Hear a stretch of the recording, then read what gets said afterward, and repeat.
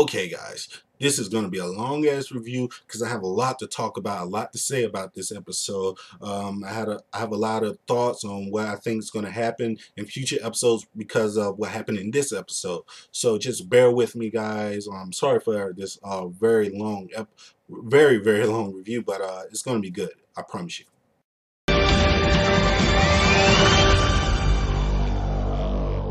Okay, guys, now this episode, since we got back with the season, this episode to me is now my top favorite. Since we got back to the season, it's my top favorite because it had a lot of interesting elements to it. It had a lot of plot development, it had a lot of character development, it had a lot of twists, it had just a lot of everything to move along the story of the Young Justice team, and just a lot of interesting things happen. A lot of surprises for me, and a lot of stuff that I see. Like watching this episode, I can kind of see and feel and get the gist of how this season's going to end. It's going to end on a big bang, and I think it's going to be because of what happened in this episode. I really do. So I think this is one of these episodes that is very important that everybody watches because it's going to be vital to the last episode. So let's get right into it. Now, this episode starts off very funny and very entertaining for me. It starts off with Superboy and Black Canary, doing their little sparring session like they always do.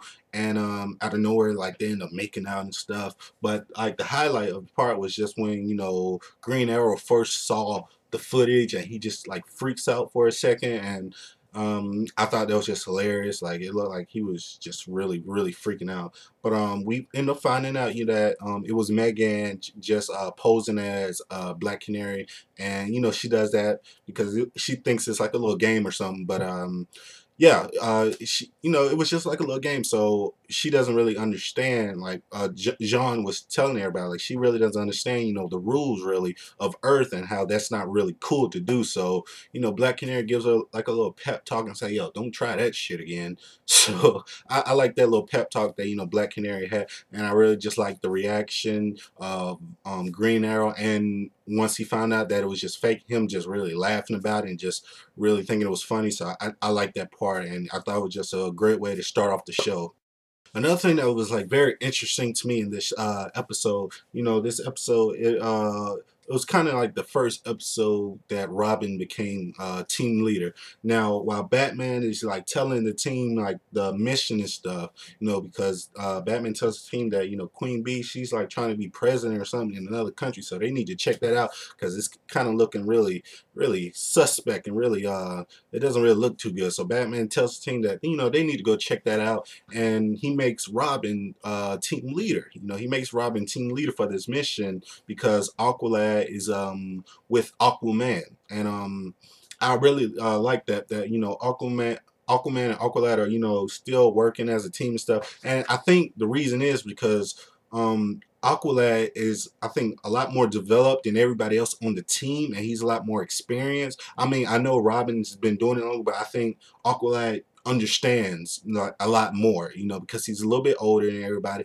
and I think he's just a lot more developed than everybody else. So he gets to really work with his mentor more than everybody else. So I like to see that because I really like Aqualad a lot, and I think he kind of deserves it, and he's proven himself with the team that he can. I see a transition of him like kind of leaving the team. That's what I see. I see a transition of Aqualad leaving the team and doing something else because he's learn a lot. So he's just got to, you got to progress in life. So I think he's going to start progressing away from the team and doing other stuff. That's what I see happening. I don't really see him dying or anything like everybody else does. I just see him progressing into other and bigger things. But we're getting back to the episode.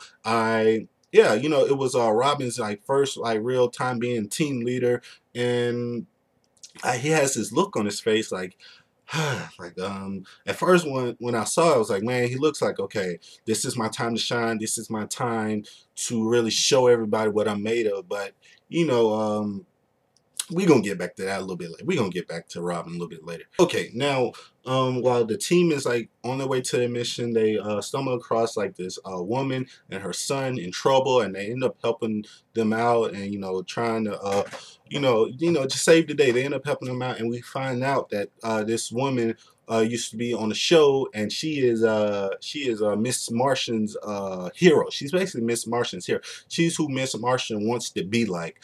She The woman played Megan on Hello Megan, the TV series that Miss Martian watches, and we see how Megan really wanted to kind of be her, and Megan really looks up to her, and I just like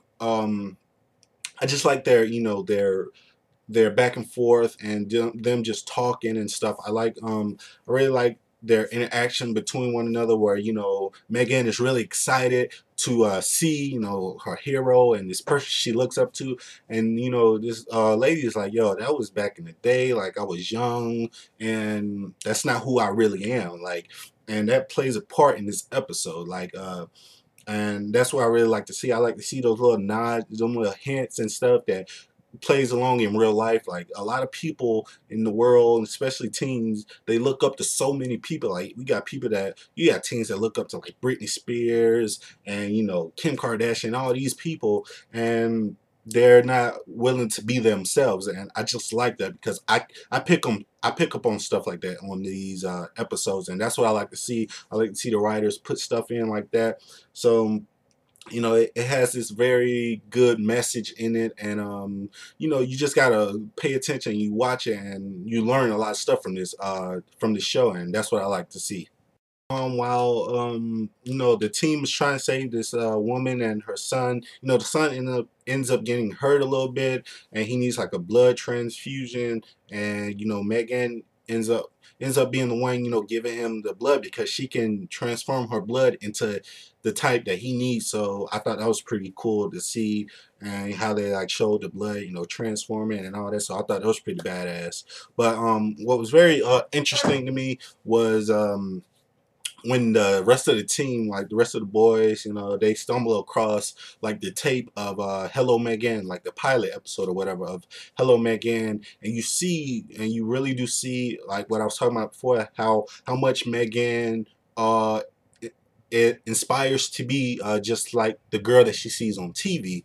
And it just brings up a lot of questions, and it brings up, like, you see kind of, I guess you can kind of see like the insecurities that Megan has, and you want to know like why she feels like she needs to be this type of person that she sees on TV. And we all go through that, because I know I went through it when I was in high school. Like, when I was in high school, I was insecure about myself, and I was that person when I was in high school, like, or when I was not even in high school, like when I was just a little bit younger, when I was in middle school, or whatever. I used to look up to the famous Jet Jackson, like Silverstone, if y'all know what I'm talking about. That's old school.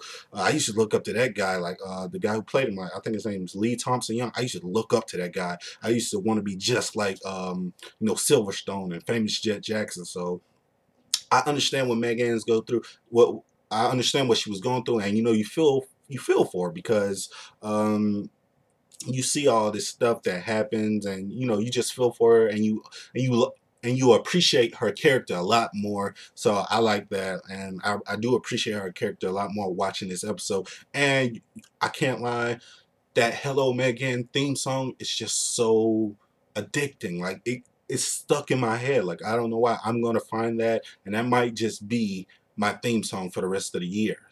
Or it might be on my ringtone or something. So I might just have that on my next episode. You never know.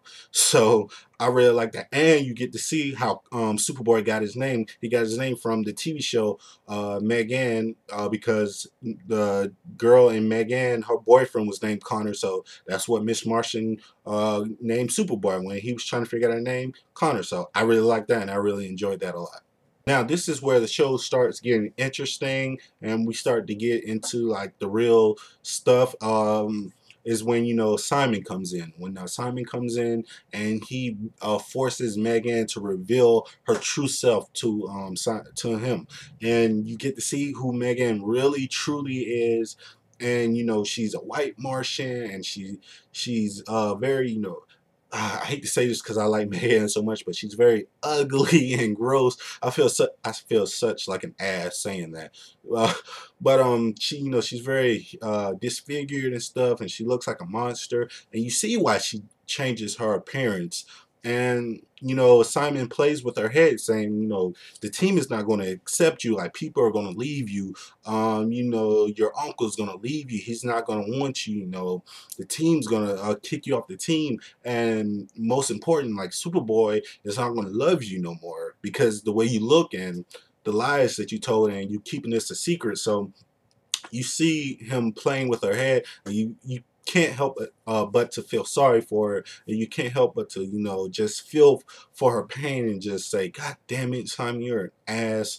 And man, I felt for her in this episode. And but she pulls through, and you also get to see what I thought was very interesting, what she would do to keep this secret. Like it's a point where the rest of the team is trying to run and save her, and she kind of like does like this force beam and knock them all out, so they won't see how she really looks. So I thought that was very interesting, like the length that she'll go to keep this big ass secret. So that's going to play a big part in this episode. At the end of this episode, you see a lot of things that are very interesting. Three uh, vital information, three scenes or whatever that we saw that are just very interesting to me.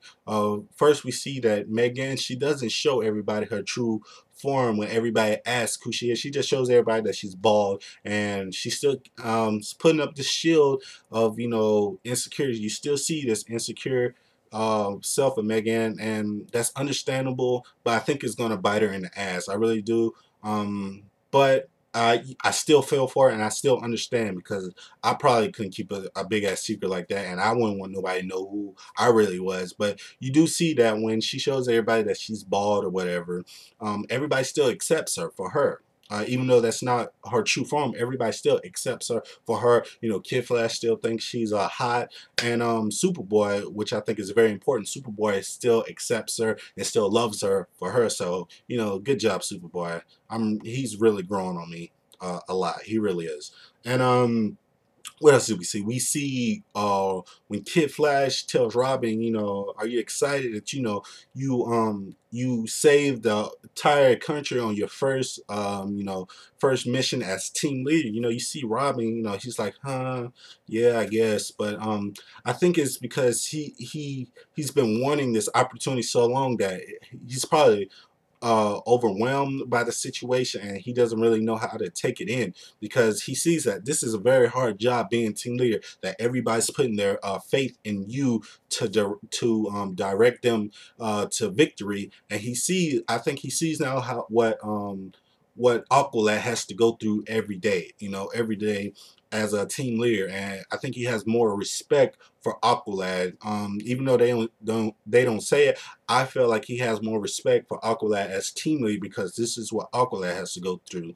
And like I said, I see this nudge that they're giving Robin, because I feel in my heart that Aqualad is going to have this transition from being team leader to leaving the Young Justice team and doing bigger and better things. Hopefully something with Roy. I hope he teams up with Roy and they do stuff together. But I do see this transition of Aqualad leaving the team and Robin being put in a team leader's position. So hopefully Robin can build up more confidence in himself, because he did a good job.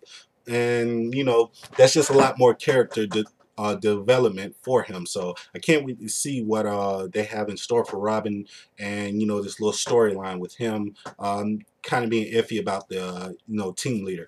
And another good thing that I saw was at the end of this episode, when Queen Bee was blackmailing Megan, and she told Megan, like, yo, I need you to do something for me. I need you to follow my instructions, and if you don't, I'm gonna tell everybody your big secret. And we've already seen that early in this episode. We already seen that Megan is willing to do anything to keep everybody away from her big secret. So I wonder how big what she's really willing to do. Is she willing to destroy the world or whatever, or what? Because something big is about to happen, and it's just going to be very bad.